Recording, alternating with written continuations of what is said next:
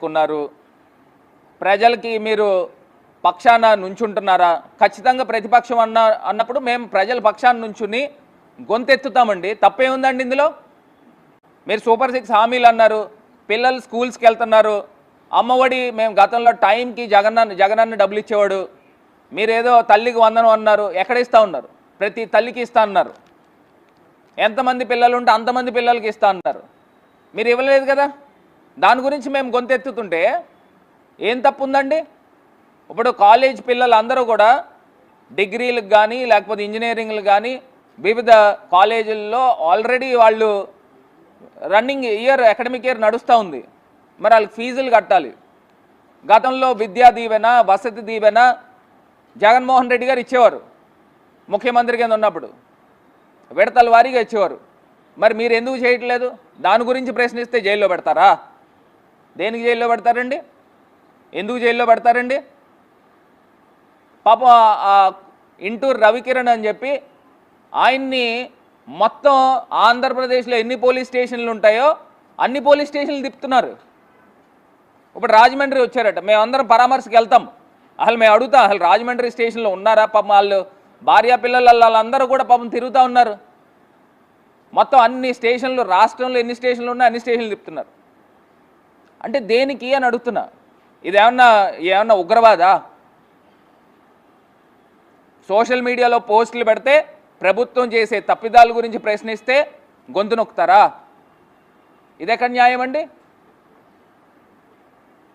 ఖచ్చితంగా నేను చెప్తా ఉన్నా, సోషల్ మీడియా ప్రజల పక్షాన నుంచోండి, ప్రజల పక్షాన మాట్లాడదాం, గొంతెత్తి లేవనెత్తుదాం. జగన్మోహన్ రెడ్డి గారు ప్రతి ఒక్కళ్ళని కూడా ఎవరైతే సోషల్ మీడియాలో అక్రమంగా కేసులు పెట్టారో వాళ్ళు ఎవరిని కూడా మర్చిపోరు. మీకు ఒక్కటే ఉదాహరణ చెప్తా ఉన్నా. నందిగాం సురేష్ గారు, ఆయన ఒక సాధారణమైన రైతు, ఫోటోగ్రాఫర్ కింద పనిచేశాడు. మరి ఆయన్ని అక్రమంగా అరెస్టులు చేశారు అని ముఖ్యమంత్రి, అప్పుడు ప్రతిపక్ష నాయకుడిగా జగన్మోహన్ రెడ్డి గారు వెళ్ళి స్టేషన్కి వెళ్ళి పరామర్శించి ఆయన్ని సాధారణమైన వ్యక్తిని తీసుకొచ్చి ఎంపీని చేశారు. సోషల్ మీడియా వారియర్స్ ఎవ్వరికి కూడా అన్యాయం జరగదు. ఖచ్చితంగా ముఖ్యమంత్రి గారు ప్రతి ఒక్కళ్ళని కూడా గుర్తుపెట్టుకుంటారు, మీకు తగు న్యాయం చేస్తారని కూడా ఈ సందర్భంగా తెలియపరుస్తున్నా. ఇది కాకుండా మా పాపం వాలంటీర్స్ అండి, మరి 10,000 ఇస్తామని చెప్పి మరి సుమారుగా 4 లక్షల మంది వాలంటీర్లకి ఆశ చూపించి వాళ్ళని ఏం చేశారండి? గాలికి వదిలేశారు. పాపం వాళ్ళు సచివాలయాల చుట్టూరు తిరుగుతూ ఉన్నారు. మరి వాళ్ళకి ఏంట్రా అంటే ఏం లేదు, మొండి చేయి చూపించారు. మరి ఇది అన్యాయం కాదా? ఇది మోసం కాదా? దీని గురించి మాట్లాడితే జైల్లో పెడతారా? ఇది కాకుండా డైరెక్ట్గా జేసీ ప్రభాకర్ రెడ్డి గారు నాకు 30% వాటా ఇవ్వాల్సిందే బ్రాందీ షాపుల్లో, వైన్ షాపుల్లో అని డైరెక్ట్గా పబ్లిక్గా ప్రెస్ ముందు మాట్లాడాడు. అంటే డైరెక్ట్గా బెదిరింపులు చేస్తాం. మరి ఆయన పైన ఏం కేసులు కట్టారండి? దాని గురించి మేము సోషల్ మీడియాలో పెట్టకూడదా? ఏం తప్పు చేసినట్టండి? ఇది కాకుండా గతంలో అమ్మకి ఒడి నాన్నకి బుడ్డి అని చెప్పేసి ఇష్టం వచ్చినట్టు ఈయన లోకేష్ గారు కానీ ఇలా తెలుగుదేశం ప్రతి నాయకుడు, చోటా మోటా నాయకుడి దగ్గర నుంచి ప్రతి ఒక్కడు మాట్లాడాడు. సైకో జగన్ అని నోటికొచ్చిన మాటలు మాట్లాడారు. మరి అసలు వీళ్ళందరినీ ఏం చేయాలా అని అడుగుతున్నా. ఇవాళ ఒక్కటి గుర్తుపెట్టుకోండి, అధికారం అన్నది శాశ్వతం కాదు. ఖచ్చితంగా ప్రతి ఒక్కటి మీరు రెడ్ బుక్ పెట్టారు, మీరు ఇప్పుడు చేస్తూ ఉన్నారు. ఖచ్చితంగా ప్రతిదీ కూడా లెక్క ఉంటుంది, అది మర్చిపోబాకండి. నేను గోదావరి నదిలో తీసుకొచ్చి డైరెక్ట్గా డ్రైనేజ్ వాటర్ని తీసుకొచ్చి గోదావరి నదిలో వదిలేస్తున్నారు. ఆ రోజు మేము పూజలకు కూడా వెళ్ళాం, దీపావళి ముందు రోజు. నుంచోలేకపోయాం, వాసన మార్కండేయ స్వామి ఘాట్లో డైరెక్ట్గా సీవేజ్ వాటర్, డ్రైనేజ్ వాటర్ తీసుకెళ్ళి గోదావరిలో వదులుతున్నారు. ఆ వీడియోలను కూడా డైరెక్ట్గా చూపించాం. ఆ ఫోటోలు కూడా సాక్షాత్తు ఈనాడు పేపర్లో ఒకసారి గోదావరి గట్టు పుష్కర్ ఘాటుది చూపించాము. డైరెక్ట్గా ఇదిగోండి, ఇది ఈనాడు పేపర్. ఇది నేను మా సాక్షి పేపర్ కూడా కాదు, ఈనాడు పేపర్లో. ఇదిగోండి, ఇది ఈనాడు పేపర్. ఈనాడు పేపర్లో వాళ్ళు రాశారు, ఏమని రాశారు? డ్రైనేజ్ నీరు కలిసిన చోట పుణ్యస్నానాలు ఏంటి? నిజమే కదా, ఏం మాట్లాడకూడదండి? అసలు గోదావరిలో ఎన్జిటి గైడ్ లైన్స్ ఏం చెప్తున్నాయి? నేషనల్ గ్రీన్ ట్రైబ్యునల్ ఏం చెప్తున్నాయి? నదిలోకి డైరెక్ట్గా సీవేజ్ వాటర్ ఎట్లా వేస్తారండి? వీళ్ళని, అధికారులని, ఎవరైతే దీనికి బాధ్యత వహించాలో ఇక్కడ స్థానికంగా ఉన్న ప్రజాప్రతినిధులను, వీళ్ళని అరెస్టులు చేయాలి. డైరెక్ట్గా నేరుగా గోదావరి నదిలోకి డ్రైనేజ్ వాటర్ వేసేస్తూ ఉన్నారు. అసలు ఎన్జిటి గైడ్ లైన్స్ ఏం చెప్తున్నాయి? దీని గురించి ప్రశ్నిస్తే నా పైన కేసు కడతారా? ఏం కేసు కట్టారు? ఒక్కసారి ఆ కేసు కట్టింది చూపించమ్మా. నా పైన స్థానికంగా 3 టౌన్ పోలీస్ స్టేషన్లో సెక్షన్ 299 BNS ప్రకారంగా నా పైన కేసు కడతారా? అంటే గోదావరి నదిలో చెత్త చెదారం మొత్తం అంతా కూడా పేరుకుపోయి డైరెక్ట్గా డ్రైనేజ్ వాటర్ పెట్టేస్తూ ఉంటే నా పైన కేసు కడతారు. మరి ఎవరో ఎస్సీ సెల్ అధ్యక్షుడు అంట, తెలుగుదేశం పార్టీ, ఆయన పేరు చీరా రాజ్ అంట, ఆయన తీసుకెళ్ళి పోలీస్ స్టేషన్లో కేసు కట్టాడు. ఆయన అంటున్నాడు, చేపల రాజు సారీ, ఆయన అంటున్నాడు, భక్తులు వదిలిన పూజా సామాగ్రిని చెత్త కింద చూపించినట్టు మీరు కార్తీక మాసంలో పూజలు చేస్తున్నారని అర్థం వచ్చేలాగా హిందూ మతానికి సంబంధించి హిందువుల మనోభావాలు దెబ్బతినేదానికి నేను ప్రయత్నించానంట. నాకు ఒకటి అర్థం కావట్లా, మరి ఈయన ఎంత పెద్ద హిందువో నాకు తెలియదు. ఈయన వెళ్ళి కంప్లైంట్ ఇచ్చాడు, మరి హిందూ మనోభావాలు ఈయనకి దెబ్బతింటున్నాయని మరి ఈయన చెప్తున్నాడు. నేను ఒకటి చెప్తున్నా, ఏ రోజైతే ఆ వీడియో తీశారో ఆ వీడియో కార్తీక మాసము తెల్లవారుజామున, ఇది చూపించండి, అది డైరెక్ట్గా టైమింగ్ ఉంది. ఆ ఫోన్ వచ్చిందా?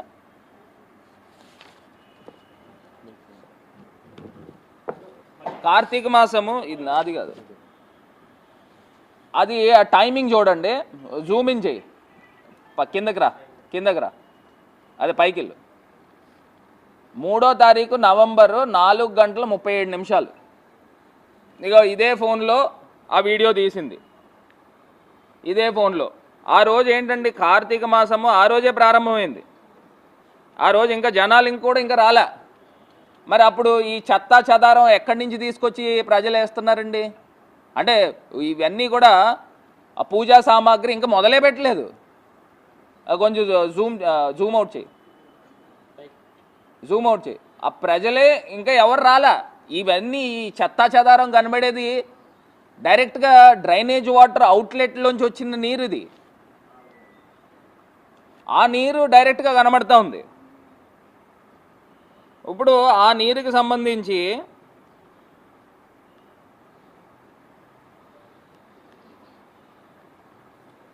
ఇదిగోండి, ఇది ఈ ఫోన్లో తీశారు. మరి ఇదేదో పాత వీడియోలు అని చెప్తా ఉన్నారు, కొన్ని పేపర్లో, ఈనాడు పేపర్లో రాస్తున్నారు. పాత వీడియోలని ఇప్పుడు చూపించి ప్రభుత్వాన్ని ఇమేజ్ దెబ్బతినేలా చేస్తున్నారని చెప్తున్నారు. దీన్ని పైన ఇలా ట్యాప్ చేస్తే టైము డేట్ వస్తుంది. ఇప్పుడు నేను ఈ వీడియోలో ఈ ఫోన్లో కాకుండా వేరే ఫోన్కి పంపిస్తే అది ఎన్క్రిప్ట్ అవుతుంది. ఎన్క్రిప్ట్ అంటే దానికి టైము డేట్ రాదు. ఇది కరెక్ట్గా 3వ తారీఖున, నవంబర్ 3వ తారీఖు 4:37 ఈ ఫోన్లోంచి వీడియో తీసింది. మరి పాత వీడియోలని ఏ రకంగా అబద్ధాలు ఆడతారండి? డైరెక్ట్గా ఈనాడు పేపర్లో రాశారు. ఎప్పుడో పాత వీడియోలు తీసుకొచ్చి ఇప్పుడు కింద చిత్రీకరించి ప్రభుత్వాన్ని, వీళ్ళందరినీ కూడా దుష్ప్రచారం చేస్తూ అబద్ధాలు చెప్తున్నారని. నాకు అబద్ధాలు చెప్పాల్సిన పని నాకేం లేదు. ఇది మీరు ఫోరెన్సిక్ పంపిస్తారా, ఎక్కడ పంపిస్తారో పంపించండి. ఏ టైంకి తీశారు, ఏ డేట్ తీశారు, డైరెక్ట్గా నేరుగా నా దగ్గర ఫోన్ ఉంది. ఇలాగ నా పైన దొంగ కేసులు కట్టే కార్యక్రమం చేస్తున్నారు. మాకు న్యాయస్థానం పైన నమ్మకం ఉంది. ఖచ్చితంగా న్యాయస్థానంలో మేము కొట్లాడతాం, పోరాడతాం. మీరు అరెస్టులు చేస్తారా లేదా ఏం చేస్తారా రెడీగా ఉన్నాం. అన్యాయంగా తీసుకొచ్చి పెట్టాలంటే పెట్టండి, మాకేం అభ్యంతరం లేదు. ఈ రకంగా కార్యక్రమాలు చేస్తూ ఇదిగోండి, ఇదే ఈనాడు పేపర్లో డైరెక్ట్గా ఇవాళ పేపర్ ఆ గోదావరి బ్రిడ్జ్ దగ్గర మొత్తం అంతా కూడా తీసేస్తున్నారు. అక్కడ ఏం రాస్తున్నారు? వంతెన సమీపంలో తవ్విన గుట్ట ఇసుక డంప్ చేస్తున్న భారీ వాహనాలు తరలింపు అని చెప్తున్నారు. వంతెన సమీపంలో ఆ మ్యాటర్లో కూడా తీయకూడదని ఉంది. మరి ఇదే ఈనాడు పేపర్లో మరి ఇవాళ ఇచ్చారు. మరి ఈనాడు పైన ఏం కేసు కడతారు చెప్పండి?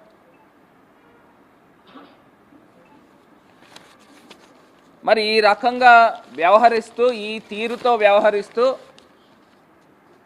ఇంక ఇదొక్కటే కాదు, గతంలో ఇక్కడ మోరంపూడి ఫ్లైఓవర్ దగ్గర శిలాపలకాలని బద్దలు కొట్టి పచ్చి అబద్ధాలు, ఎమ్మెల్యే పచ్చి అబద్ధాలు మాట్లాడాడు. మా వాళ్ళు బద్దలు కొట్టలేదు, క్రమశిక్షణగా మారిపోయారు, ఈ మాటలు మాట్లాడాడు. సౌండ్ పెట్టు. ఈ మాటలు మాట్లాడాడు. అవన్నీ బద్దలు కొడతా ఉన్నారు. పక్క నుంచి కన్స్ట్రక్షన్లో నాణ్యత లేదంట.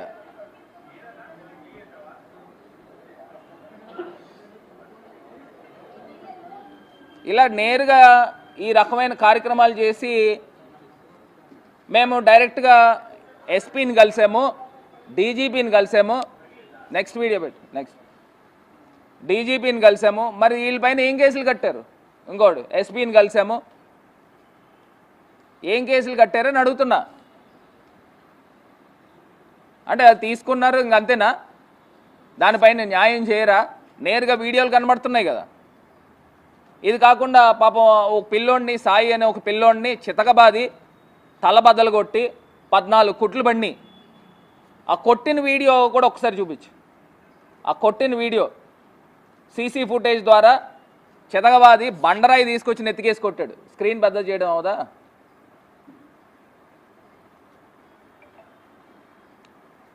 ఫార్వర్డ్ చేయి. వచ్చారు తెలుగుదేశం కండువాలతో వచ్చేసారు డైరెక్ట్గా.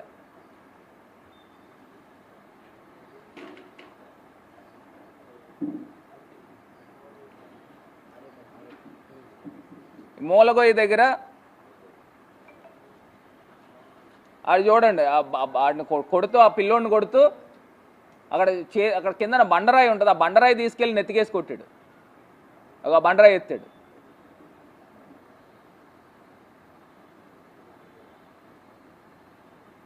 మరి ఇతని పైన ఏం కేసులు కట్టారు? అక్కడ ఉన్న వాళ్ళపైన ఏం కేసులు కట్టారు? ఆ పిల్లోడిని పాపం చూపించమ్మా. పాపం ఆ పిల్లోడు అది చూడండి, 16 కుట్లు బండి అంట తలపైన. మరి చనిపోతే అయినా కేసులు కట్టరు. ఇలాంటి వాళ్ళపైన, ఇంత దౌర్జన్యాలు చేసిన వాళ్ళపైన ఒక్క కేసు కట్టలేదా? ప్రశ్నించే గొంతుల్ని నొక్కే కార్యక్రమం చేస్తున్నారా? ఇది ఎక్కడ న్యాయం అని అడుగుతున్నా. మనము ప్రజాస్వామ్యంలోనే ఉన్నామా, లేకపోతే ఎక్కడ ఉన్నాము? లేకపోతే నార్త్ కొరియాలో కిమ్ జాంగ్ యుంగ్ ఉన్నాడు, ఆయన పాలనలో ఉన్నట్టు కనబడుతూ ఉంది. ఇది ఒక నియంతృత్వ పాలన కిందన ప్రజలు భావిస్తూ ఉన్నారు. ఇది మర్చిపోబాకండి. ఇవాళ మీరు బడ్జెట్ ప్రవేశపెడతా ఉన్నారు ప్రభుత్వం. మీరు ఏదైతే సూపర్ 6 హామీలు ఏవైతే మీరు అనౌన్స్ చేశారో దానికి సంబంధించిన అంశాలన్నీ కూడా బడ్జెట్లో మీరు డైరెక్ట్గా ఇవన్నీ కూడా ప్రవేశపెట్టాలి. దానికి సంబంధించిన ఎలకేషన్స్ ఇవాళ బడ్జెట్లో రావాల్సిన అవసరం ఉంది. అవి కూడా చూస్తాం. ఖచ్చితంగా ప్రజల పక్షాన్ని నుంచి ఉంటాం. ప్రజల గొంతుకై మేము వాయిస్ లేపుతాం. ఖచ్చితంగా ప్రజల పక్షాన్ని నుంచి మాట్లాడతాం. మీరు ఎన్ని కేసులు పెడతారో పెట్టండి. ఏంటండి తప్పు ఏంటండి? నాకు అసలు అర్థం కావట్లా. అంటే మీరు చేసిన తప్పిదాలని వేలెత్తి చూపిస్తే కేసులు కడతారా? అసలు మొత్తం మొదలుపెట్టేది డైవర్షన్ పాలిటిక్స్. ఇప్పుడు ఏదైతే ప్రభుత్వం పైన వ్యతిరేకత వస్తూ ఉందో దాన్ని పక్కదారి పట్టించే కార్యక్రమం. మొన్నటిదాకా బొంబాయి నటిని ఎవరినో తీసుకొచ్చి ఆమెకు అన్యాయం జరిగిపోయింది అని చెప్పి అదొక చర్చ అనమాట. అంటే ప్రజలందరూ మాట్లాడుకోవాలి, డైవర్షన్. తిరుపతి లడ్డు గురించి అంత దుష్ప్రచారం చేశారు. మళ్ళీ ఆ వెంకటేశ్వర స్వామి తీసుకొచ్చి మొట్టికాయలు కొట్టినట్టు డైరెక్ట్గా మీ పైన పడింది. మళ్ళీ దాని గురించి డైవర్షన్. ఇలాగ ఎన్ని డైవర్షన్లు చేసినప్పటికీ కూడా ఖచ్చితంగా సోషల్ మీడియా అంటే ఏంటండి? సామాన్యుడు మీడియా. ప్రతి ఒక్క సామాన్యుడు కూడా ఫేస్బుక్ అని, ఇన్స్టాగ్రామ్ అని, వాట్సాప్ అని ఏమేమి తప్పులు జరుగుతున్నాయి ఇవన్నీ పోస్టులు చేస్తారు. మీరు అందులో ఏదైనా రాజ్యాంగానికి వ్యతిరేకంగా ఏదైనా అంశాలు ఉంటే దానిపైన కేసులు కట్టండి. అంతేగాని వాక్ స్వాతంత్రాన్ని అణగదొక్కే కార్యక్రమము ప్రజాస్వామ్య దేశంలో లేదు. ఒకసారి మీరు రాజ్యాంగం చదవండి. 41A నోటీసులు ఇవ్వాలా? ఎవరికి ఇస్తున్నారండి? అసలు ఎక్కడ అరెస్ట్ చేస్తున్నారు? కోర్టులో ప్రజెంట్ చేస్తున్నారా లేదా అది కూడా తెలియట్లే. ఇవన్నీ కూడా గుర్తుపెట్టుకోండి. ప్రతిదీ కూడా లెక్క ఉంటుంది. ఆ లెక్క ఎక్కడ కూడా మర్చిపోరనేది గుర్తుపెట్టుకుని వ్యవహరించాల్సిందిగా ఈ కూటమి ప్రభుత్వాన్ని హెచ్చరిస్తూ ఉన్నామని ఈ సందర్భంగా తెలియపరుస్తున్నాం.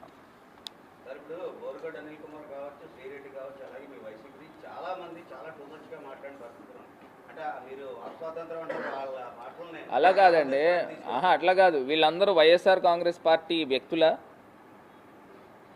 మీ పార్టీ అని అంటున్నారు కదా, మా పార్టీ ఏం కాదు. వాళ్ళకంటూ ఏవో పార్టీలు ఉన్నాయి, లేకపోతే వాళ్ళంటూ వ్యక్తిగతంగా ఏమో ఉన్నాయి. మా పార్టీ ఏం కాదు.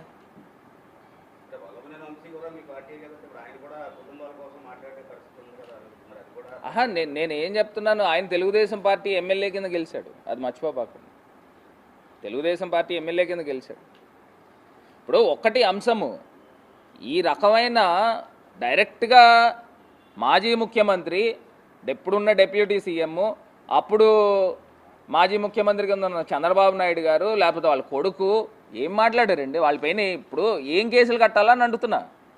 అంటే మీరు మాట్లాడితే పుణ్యాత్ములు, ప్రజలు మాట్లాడితే పాపాత్ములనా? దానికి అర్థం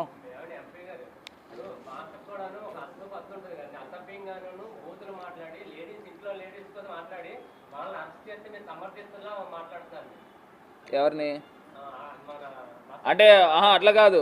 న్యాయము ఒకరికి ఒకలాగా ఉంటుంది, వేరే వాళ్ళకి వేరేగా ఉంటుందండి న్యాయము. మరి తెలుగుదేశం సోషల్ మీడియాలో మరి ఏ రకమైన మాటలు మాట్లాడారండి? తెలుగుదేశం సోషల్ నేను ఉదాహరణకి చెప్పా. నేను కూడా లిస్ట్ తీసుకొచ్చి చెప్పాలంటే బోల్డంత లిస్ట్ చూపించగలుగుతాం. ఇప్పుడు ఎక్కడెక్కడి నుంచో వేరే వేరే దేశాల నుంచి కూడా తెలుగుదేశం వాళ్ళు పచ్చిబూతులు, ఇక్కడ పక్క జిల్లాలో ఉన్న లేడీ కూడా ఏ రకంగా మాట్లాడింది అన్నీ ఉన్నాయి. అన్నీ చూపించాలంటే పెద్ద విషయం ఏం కాదు. ఇప్పుడు ఒకటి అంశం ఏంటంటే, ఇవాళ 41A నోటీసులు ఇవ్వాలి. సాక్షాత్తు చంద్రబాబు నాయుడు గారు చెప్పారు. ఆయన ఇంటూరు రవికిరణ్ అని ఒక మా సోషల్ మీడియా వ్యక్తిని ఇప్పుడు రాజమండ్రి ప్రకాష్ నగర్ పోలీస్ స్టేషన్లో పెట్టారంట. మొత్తం 3-4 స్టేషన్లు తిప్పాల్సిన అవసరమే ఉంది. అతను ఏమన్నా తీవ్రవాదా? తీవ్రవాదా? ఏదండి మీరు చూసారా 3rd డిగ్రీ ఇది పెట్టారని? ఆయన నోటికి ఒక అదుపు ఉందా? పోనీ మీరు వెళ్ళి చూసారా 3rd డిగ్రీ అంటున్నారు? ఇంకేమన్నా ఉన్నాయన్నా?